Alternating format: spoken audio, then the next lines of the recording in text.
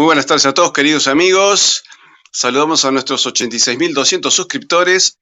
Y el tema de hoy, la conquista británica de España. Jorge Abelardo Ramos decía, Inglaterra ataca a España, hostiga a España, porque Inglaterra es protestante y España es católica. Lo decía un hombre que venía del socialismo, ¿no? Porque Jorge Abelardo Ramos fue uno de los digamos, intelectuales del marxismo en la Argentina. Pero decía, el tema es un tema religioso. Y lo veía con muchísima claridad. Para hablar de esta hostilidad de 500 años, porque la Inglaterra anterior, la Inglaterra bucólica, la Old Merry England católica, era tan católica como España, que llegó a decir a Chesterton, el día que me muera, entiérreme bien abajo, donde están los verdaderos ingleses. Pero bueno, lamentablemente desde Enrique VIII, aunque el espíritu de cisma ya venía caminando un siglo antes, desde Enrique VIII, Inglaterra y España han andado a la greña. Por voluntad de Inglaterra, no de España. Para hablar de qué pasa, Inglaterra conquista a España, para hablar de la conquista británica de España, lo tenemos a Cesario Jarabo Jordán, un amigo, escritor, investigador, nos hicimos amigos hace muchos años, me mandó un montón de libros de regalo, tiene un sitio web, www.cesariojaraboJordán. Cesario, te mando un fuerte abrazo, ¿cómo estás? Pues mira, muy bien, aquí ahora mismo estoy descansando en el pueblo donde nací, acabo de llegar del pueblo y la mujer me echará bronca porque ni me he afeitado para salir por aquí, pero bueno. Y ya te está martirizando. Pues sí. Afeítate. Es que me has pillado así un poco a sopetón.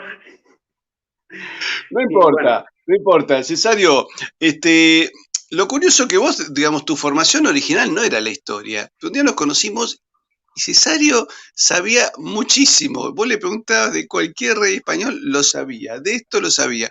Del problema en América tiene un trabajo muy interesante sobre cómo fue la separación de las América española. Incluso un día me dijo, la verdad que cuando nos rompimos en 20 partes, hasta España tendría que haber cambiado de nombre, porque España era con todo eso. Entonces, bueno, no lleguemos a tanto, que la sangre no llega al río, que todavía recordemos que ahí en Asturias comenzó la Reconquista y todavía podemos hablar de la restauración. Contanos un poquitito, ¿desde cuándo que los ingleses nos molestan? Bueno, la historia de la lucha contra Inglaterra y de la mosca inglesa es desde Carlos I, o sea, no vamos a meternos antes, pero desde luego desde Carlos I la historia de Inglaterra es evidentemente antiespañola, se basa especialmente en combatir a España.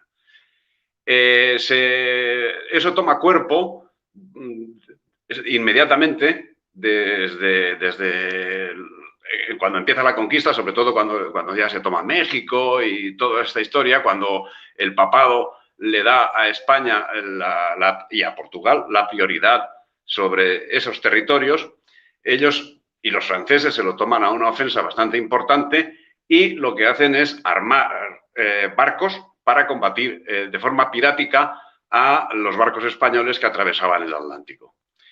Empiezan a este lado del Atlántico, pero continúan más adelante y llevan, sobre todo, cargamentos de esclavos a sitios donde tenían prohibido el acceso.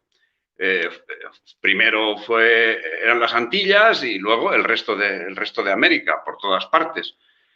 La cosa se fue complicando y a lo largo del siglo XVII y a lo largo del siglo XVIII, esos ataques fueron continuos.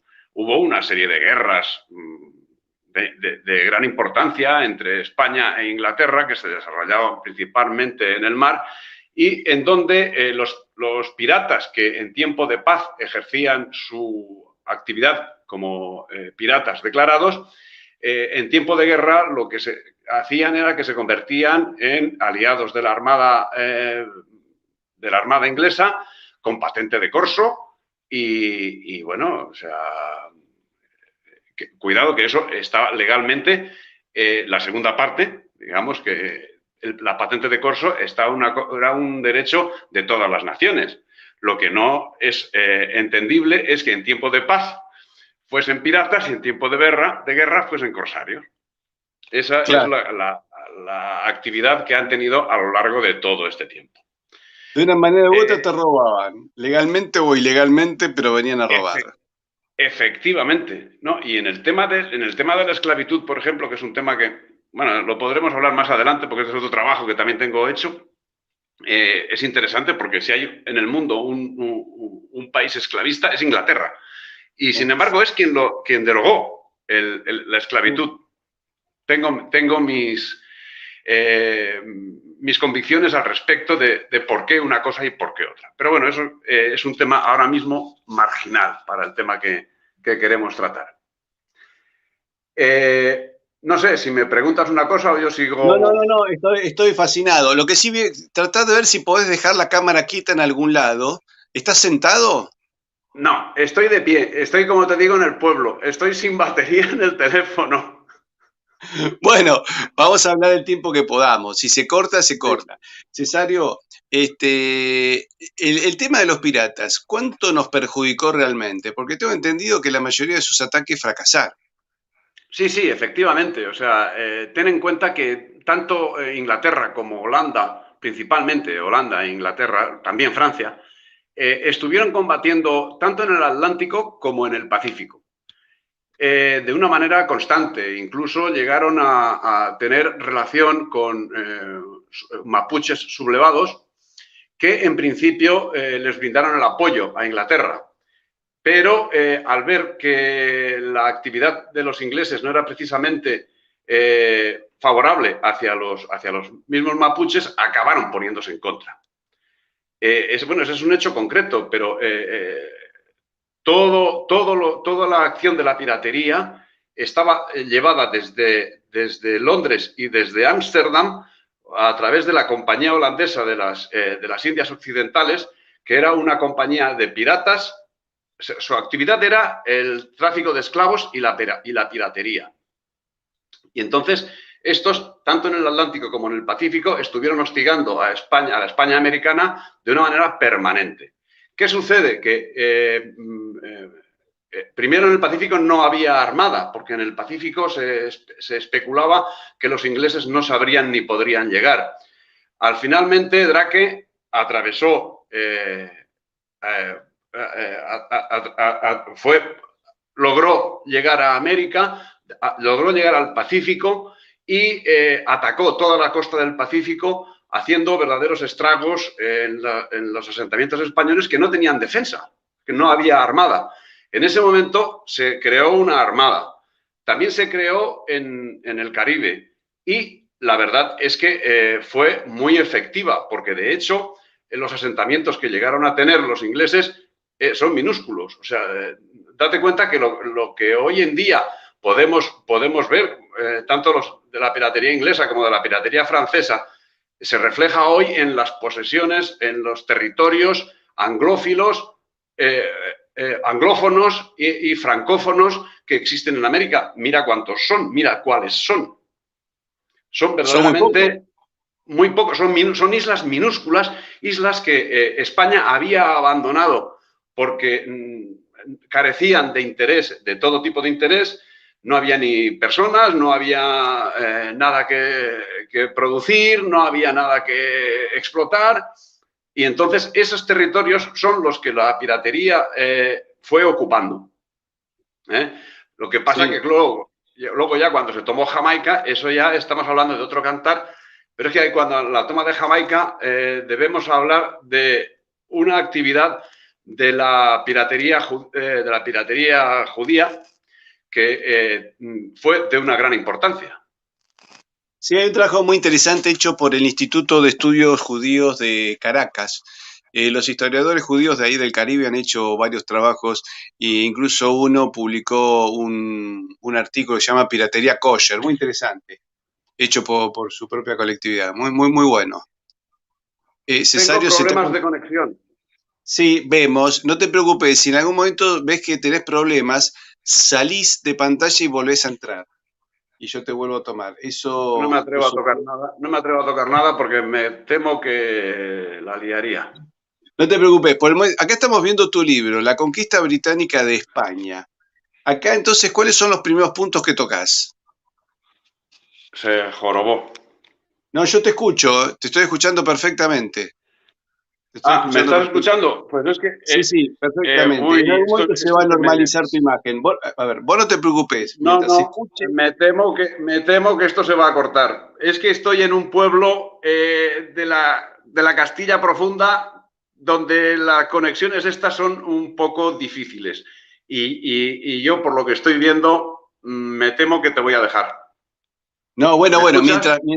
sí, mientras no se corte, sigamos.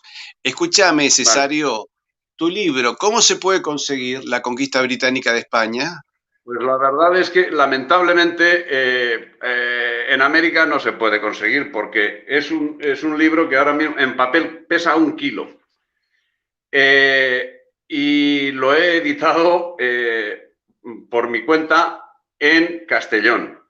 Entonces no tengo ningún medio Pero de se consigue, enviar esto. vos no te preocupes. Pero un Pero tienen español si lo acceso. quiere comprar, perdóname, si los españoles lo quieren comprar, ¿cómo pueden hacer? Bueno, pues lo que pueden hacer es a través de mi página web ponerse en contacto conmigo y yo se lo envío. ¿Cómo no? Bueno, cualquier cosa me mandan un correo a mí, entran en comunidadhispanista.com, me envían un correo, yo se lo reenvío a Cesario para que él tome contacto con ustedes. Cesario, Sí, es que es entonces, complicado. no te preocupes, tu libro comienza entonces con ¿cuál es el primer punto, el primer El primer capítulo que capítulo toca? es América, parte sustancial de la patria hispánica. Bien, No se contanos un poco de entiende. esto. Bueno, ahí lo que empiezo es hablando de la primera legislación que existió al respecto, no ya con la reina Isabel, que la cosa era clarísima, pero ya si nos encontramos con Carlos I, en tiempos de Carlos I, por ejemplo, el 14 de septiembre de 1519, lanza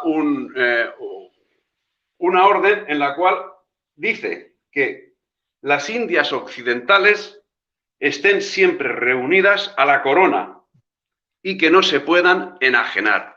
Esa es una de las primeras cosas legales que existen, pero a partir de ahí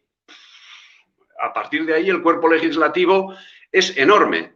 Tenemos las leyes de Indias que nos están reconociendo una vez tras otra, tras otra, tras otra, que América es España, que no se puede entender España sin América y que ninguno de sus territorios es enajenable. Del mismo modo que no es enajenable Murcia o Galicia, pues no es enajenable ninguno de los virreinatos ni ninguna de las partes de los virreinatos. Perdona, ¿me estáis recibiendo? Porque es que yo carezco de Perfecto, te información. escucho perfecto. Cesario, te Yo es escucho que tengo perfecto. problemas. Vos no te preocupes, yo te escucho perfecto y es muy interesante lo que estás explicando porque realmente estás diciendo cómo era la realidad. Es decir, había todo un sustrato legal por lo cual todos éramos un solo país. Uno me dicen, bueno, pero acá había otra gente, sí, pero existía cuando no había estados o coronas determinadas, existía el derecho de conquista. Así se hizo toda la humanidad y así lo hacían acá una tribu sobre otra. Es decir, los aztecas también habían conquistado otros pueblos, pero les llevaban sacrificios Efectivamente. humanos y canibalismo. España trajo el orden romano, la filosofía griega, la fe de Tierra Santa. Entonces, digamos que hay una distancia enorme, por eso decenas de miles de aborígenes se plegaron a Hernán Cortés. Pero bien, ahí tenemos el origen de América. ¿En qué momento Inglaterra empieza a perjudicar, a intentar perjudicarnos y agredirnos? Pues desde el primerísimo momento. Desde el primer momento. O sea, en el momento en que Inglaterra se da cuenta de lo que puede haber en América, empieza a combatir. Y como digo, empieza con el tema de la piratería. Tema de la piratería que se alarga hasta cuando en el siglo XVIII se produce ahí se produce ya la hecatombe de España, ¿no? Porque con el Tratado de Utrecht, España ya pierde todo el norte. Resulta que primero se pierde Nápoles, Sicilia, se pierde toda la parte esta, pero es que luego no solamente eso, sino que en ese mismo Tratado de Utrecht, anexo, hay un tratado por el cual España cede, o sea, dice que Inglaterra tiene un navío al año que puede ir a América para comerciar con sus productos, que hasta el momento no había podido hacerlo de forma legal. Eso empezaron a hacerlo, pero vamos, eso lo multiplicaban por lo que querían. Y luego, además, en ese mismo tratado había el Tratado del Asiento de Negros, por el cual Inglaterra se comprometía a llevar a América, ahora no recuerdo exactamente la cifra, pero creo que eran en torno a los 40.000 negros anuales. Bueno, eso fue un problema que ellos lo cumplieron, cuidado, o sea, que en cuanto al tráfico de esclavos, Inglaterra rompió todos los moldes, o sea, cumplía todo. Y luego cuando acabó con la esclavitud, los mismos barcos a los mismos ingleses trasladaron en las mismas condiciones a Nueva Zelanda y Australia.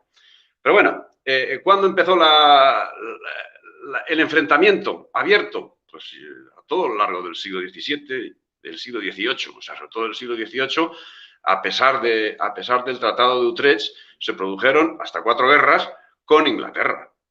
Una de las más importantes, pues bueno, o las más conocidas, es el tema de la guerra de la oreja de Jenkins, que un marino español lo que hizo fue cortarle la oreja al pirata y entonces en Inglaterra lo que hicieron fue declarar la guerra.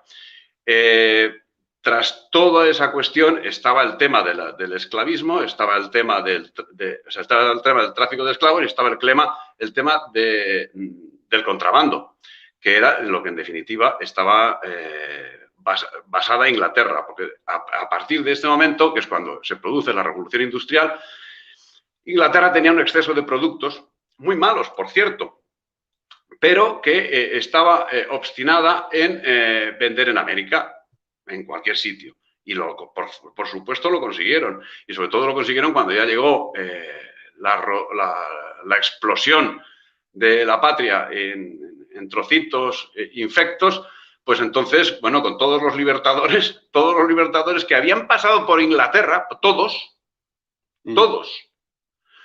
habían pasado por Inglaterra, pues resulta que estos le dieron absolutamente todo. O sea, Bolívar lo que estaba propiciando era que Inglaterra, que era la madre de la industria y la madre de no sé qué, que era la que tenía que controlar toda esa situación. Les querían haber dado, por ejemplo, Panamá para que construyeran el canal, que tampoco es un proyecto original suyo, ya Felipe II ya lo intentó. Pero bueno, o sea, había una serie de donaciones absolutas. San Martín, por ejemplo, era otro, pues que, por supuesto, estaba en la órbita del servilismo a Inglaterra. Había estado sirviendo al duque de Wellington durante la guerra contra los franceses, que yo no entiendo por qué se le llama Guerra de la Independencia, porque lo que hubo en la península en aquel momento no era una guerra de la independencia, era una guerra de cambio, de dependencia, porque si hasta ese momento, si a partir de ese momento se estaba combatiendo la dominación francesa, a partir de ese mismo momento lo que vino fue la dominación inglesa. Tengamos en cuenta que cuando el duque de Wellington apareció por La Coruña en 1808, iba con una armada que en principio se había armado para atacar Buenos Aires. Así es, así iba a ser la tercera invasión inglesa en 1808. Efectivamente. Y entonces vieron la luz y dice, hombre, aquí es el momento de conquistar esto. Vinieron aquí a la península, en La Coruña, se alarmaron, que vienen, no, si venimos a ayudar, venimos a quedarse a controlar y a dirigir la guerra, apoderándose de todo y destruyendo la incipiente industria que se estaba creando. Como posteriormente, a partir cuando se iniciaron las revoluciones en América, destruyendo la incipiente industria que había en cada uno de los lugares de América, al objeto de suministrar ellos sus materiales fabricados en Inglaterra. Y sí, dejando pues que América pues fuese suministrarse solamente a materias primas que ellos quisieran utilizar. Bueno, creo que nos estamos yendo un poco del tema, pero es que pero es muy interesante. En el fondo sabemos que esto tiene que ver con una acción comercial. Yo el otro día en una entrevista que me hicieron para una radio dije, Inglaterra operó para destruir en un mismo lapso de tiempo el imperio francés, que era el imperio católico más grande en Europa, y destruir el imperio católico más grande del mundo, que era España, y a su vez dominar los dos imperios paganos más populosos del mundo, India y China, y desbancando nuestra moneda, sacando el real de a 8 para imponer la libra. Así que en realidad la maniobra inglesa fue una maniobra de mucha inteligencia política, con una visión geopolítica impresionante, que podían ver los mapas y ver lo que tenían que hacer, y lamentablemente nosotros no estuvimos a la altura, o nuestros ancestros, para poder frenar eso, ¿no es cierto? No, o sea, ni nuestros ancestros ni nosotros, porque ten en cuenta que esto, hay un plan escrito de 1711. Así es. Sí. Un plan Canning, un plan para luchar a España. Para humillar a España, efectivamente. Sí. Y ese plan es el mismo que siguió luego San Martín para llegar a Lima. El cruce de los Andes, etcétera, etcétera. El ir en barcos ingleses, al mando de Cochrane. Llegaron hasta Lima y tal. Todo ese plan estaba planteado desde 1711. Los viajes que Darwin hizo sirvieron de lo mismo. O sea, ten en cuenta que Darwin estuvo visitando América y se tiró un montón de años, no sé decirte ahora cuántos. Luego llegó a Australia y se tiró una semana o 2 semanas. Recuerdo que cuando estuvo con los indios del sur de Chile, los indios le dijeron a Darwin, usted nos ve pobres ahora, pero no era así cuando teníamos un rey. Esa frase le llamó mucho la atención a Darwin. Claro. ¿Cierto? Escúchame, tengo entendido que de los ataques piratas a los buques mercantes españoles, solo tuvieron un éxito el 1%. ¿Qué? Que los piratas ingleses solamente tuvieron... Hombre, yo no sé cuantificar, pero lo que sí es cierto es que la importancia de la piratería fue bastante menor de lo que han dicho. Un momento, por favor. Fue bastante menor de lo que estaban diciendo, de lo que nos han contado. Como digo, los asentamientos que Inglaterra obtuvo en el Pacífico son nulos. Los objetivos que la piratería inglesa obtuvo en el Atlántico, pues son los que ya hemos comentado. Pero ellos intentaron muchas cosas. Ellos, a lo largo del siglo XVII, por ejemplo, la Compañía Holandesa de las Indias Occidentales organizó un movimiento antiespañol tanto en México como en Lima. Eso provocó que la Inquisición tomase parte decidida en actuar y acabó con unos cuantos elementos que fueron condenados a muerte. Perdón, la Inquisición actuó contra los piratas. No es una minucia, ¿eh? O sea, eso era muy importante. Había un movimiento, vamos, es que hasta tenían el control del polvorín del ejército. Pero te pregunto lo siguiente, a ver, repetí eso, ¿quiénes tenían el control del polvorín del ejército español? ¿Quiénes tenían el control? Pues los judíos. Una pregunta, ¿la Inquisición es cierto que actuó contra los piratas? Sí, actuó contra los piratas e incluso llevó a la horca a un lord, no me acuerdo del nombre, perdón, pero es así, soy bastante humano. Pero se llevaron a un lord puesto. ¿Qué había hecho este lord? Pues piratería, o sea, piratería pura y dura, y lo cogieron en Lima y lo llevaron a la horca. Lo llevaron a la Bueno, horca. Pero cuidado, que la Inquisición a lo largo de 300 años que estuvo actuando en Lima, llevó a un total de, también, perdón por la cifra, pero en torno a 30 personas, no sé si fueron 33 los que fueron ejecutados.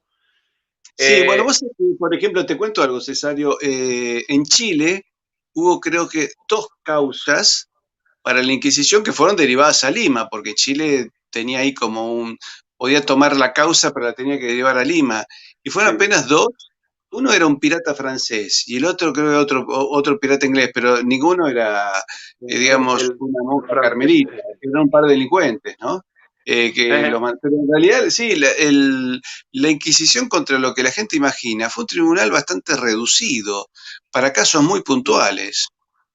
Sí. O sea, sí es curioso que un tribunal como el de Lima, pues estaba, o sea, tenía un inquisidor y tenía unos cuantos ayudantes y el territorio que ocupaba era de varios millones de kilómetros cuadrados. Sí, así es. O sea, Sí. y las causas que tomaba la Inquisición eran estudiadas con una minuciosidad que requería que varias personas estuviesen dedicadas exclusivamente a un caso durante un montón de tiempo. Sí. Entonces, cuantísima gente pasó por la Inquisición, de cuantísima nada. De cuantísima nada. Y la que pasaba era por hechos muy concretos. ¿Qué te iba a decir? Previamente, casi demostrados previamente. ¿Qué te iba a decir? ¿Sí? ¿La Inquisición actuó contra los ingleses? Actuó contra esos piratas ingleses, pero no actuó por su cuestión de piratería, sino por cuestión de herejía. O sea, la Inquisición no trataba cuestiones de piratería. Lo que sucede es que hereje, inglés y pirata coincidía. ¿Me explico? Está en su ADN, como dice acá un amigo. Está en el ADN de los ingleses. Sí. O sea, ¿Cierto? la Inquisición Suelen coincidir se esos mucho de meterse disvalores. en cosas que no era de religión. En cosas que no era de religión no se metía. Claro. Uno de los personajes que estuvo tratado por la Inquisición fue el sobrino de Drake. Ajá. El sobrino de Francis ¿Qué estuvo haciendo? Fue detenido, fue juzgado por la Inquisición y el tío soltaba unas historias, decía que en Tierra de Fuego había unos hombres que medían 3 metros. O sea, una serie de mentiras, o sea, todas esas mentiras que se ven en los grabados del siglo XVII y tal, que se ven cosas raras, a lo mejor un hombre con 2 cabezas o con 4 brazos, o todo eso tenía mucho mercado en Inglaterra. Entonces, todo eso se lo inventaban. Pero es que además todo esto, la desfachatez de decirlo en el juicio que tuvo por el Tribunal de la Inquisición de Lima. Escuchame, Cesario, acá dice un oyente, Carlos dice, es que son piratas hasta sin querer. Sí. Aunque no quieran, les sale así, ¿no es cierto? No tienen solución. Escúchame, pero el tema era que, a ver, para explicar a la gente, pirata, inglés y hereje, el tema que bajaban, hacían piratería, pero también venían a meter ideas en la gente, a crear perturbaciones. Entonces la Inquisición lo tomaba por su acción de perturbación social que hacía. Luego, obviamente, iba al tribunal civil y además descubrían que tipo era un ladrón, que era un delincuente de 7 suelas. Entonces, pobre, le caían todas las leyes juntas, ¿no es cierto? ¿Esos piratas terminaron en la horca? Sí, algunos sí, como te digo, el total de gente que el Tribunal de Lima llevó a la horca o a la hoguera fueron 32, 33 personas, no fueron más, ¿eh? Y da la coincidencia, pues, que, claro, te pones a analizar a cada uno de los casos y algunos no está muy claro, pero todos te llevan a que estaban relacionados con la piratería. Todos. de un modo u otro, estaban relacionados con la piratería. Y el juicio mayor que hubo, como digo, pues bueno, allí aquellos decían que estaban sirviendo a la comunidad de Ámsterdam, que era la compañía la compañía de las Indias Occidentales. Sí, además te digo lo siguiente, Cesario, siempre hay una relación directa entre robar o, por ejemplo, endeudar a un país con el ataque a la cristiandad. Es decir, por ejemplo, cuando vos sabés que Fernando VII se opuso a los Rothschild, pero cuando muere, Isabel II sí acepta los préstamos de los Rothschild y los Rothschild le piden Es que que hablar ponga de Fernando VII, la verdad, a mí es que me repugna. O sea, pero porque para es que que escuchá, Cesario, creo que se escuchame. repugnaba a sí mismo. O sea, es un elemento que hasta sus propios amigos, hasta sus propios enemigos, hasta sus propios aliados, hasta sus propios contrarios están traicionados. Ese se traicionó hasta a sí mismo. O sea, es un personaje, vamos, de Cesario, los ¿me que no se escuchás? merecen ningún respeto. ¿Vos me escuchás? ¿Vos me podés escuchar? ¿Me escuchás bien? Sí, sí, te escucho, sí. Bueno, te cuento, lo curioso es que los ingleses la convencen a Isabel II de que tome los créditos de la banca Rothschild, pero que ponga a Mendizábal de ministro. Y Mendizábal lo primero que hace es crear las desamortizaciones, es decir, ocupar los Pucha. bienes de la iglesia. Y acá también Rivadavia, el primer presidente argentino, lo primero que hace es tomar un crédito con la Baring Brothers y a su vez confiscar los bienes de la iglesia. Y lo mismo ocurrió con la revolución de Enrique VIII, ¿no es cierto? Le tocaron bienes a la iglesia. Siempre vemos que viene endeudamiento, que es la forma moderna de la piratería, ¿no es cierto? Hoy la piratería moderna es endeudar a tu Pero date país. cuenta, Viene, perdona Patricio, pero date cuenta viene que ese unido con la endeudamiento estaba restricción. hecho con lo mismo que habían robado de los virreinatos.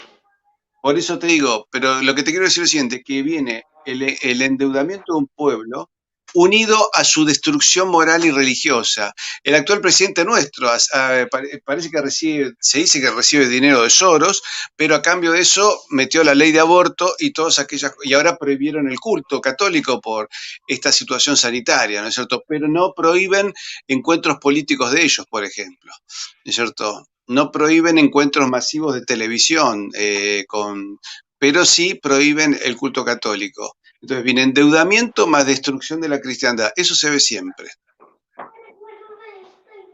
Una pregunta, Cesario, ¿y qué otro punto tocas en tu libro? Perdón, pero es que te recibo muy mal, te recibo entrecortado. Es una pena Cesario, esta transmisión, es una pena esta transmisión, pero te recibo escúchame, muy mal. Cesario, podemos hacer otros encuentros, porque realmente tu libro es fascinante.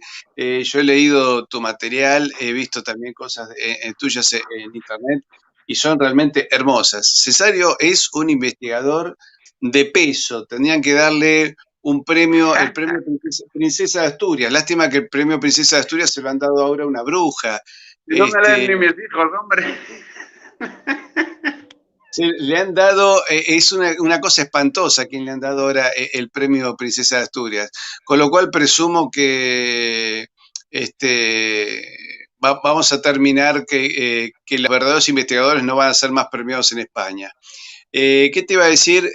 Así que te vamos a tomar nuevamente por eso, para otra nota.